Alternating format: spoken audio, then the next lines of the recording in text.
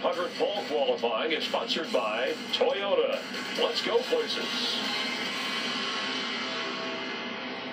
Glad you're watching NASCAR on Fox, and the 12 that are advancing to the second round here at the front row qualifying for next Sunday's Daytona 500. Chase Elliott and Michael Waltrip is with me, Chris Myers here, and Elliott's trying to become the first back-to-back Daytona 500 pole sitter since Ken Schrader won 3 straight in the late 80s, and this is the rest of the field the way it looks at the moment. Yeah, Ricky Stenhouse, a really fast car yesterday, back in the 13th spot, Kurt Busch in 22nd, so there's going to be some great stories when this qualifying session is over, how these guys will line up for the duels next Thursday. And we saw you in the 15 car, the Aaron's Toyota, still in your fire suit as you get ready to observe along with all of us. Describe the conditions and what it was like out there. We were talking about having some speed, and obviously if you don't, you're at a disadvantage. You're gliding around by yourself. It's so different next Sunday when everybody's out there at the same time. Yeah, but what I love is the character this racetrack is getting. There's bumps. You see the scrapes, the sparks flying out from underneath the cars. It's because there's humps and bumps out there. It's going to make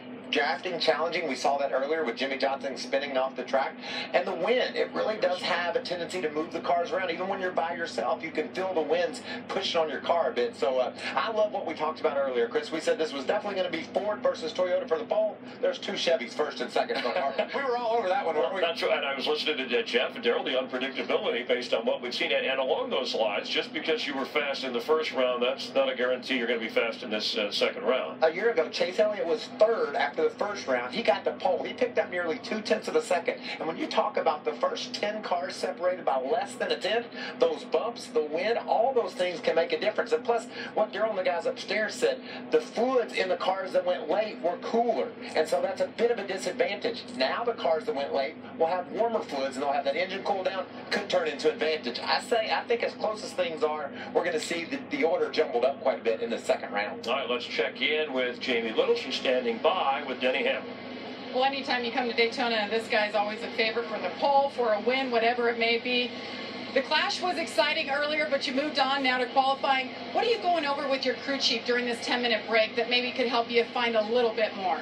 Looking at any data I can from practice to figure out, I feel like we've done all the homework we could do, but anything else that we could learn to just squeeze 100th or 2 out of it is what you're trying to do at this point. Amazed that the field is that close. Didn't think that an 80 would be the best time, but now that we were just hoping to make the final round, and now that we're this close, it's like, how can we get a 100th or 2 more? I don't get one more shot at it, Chris.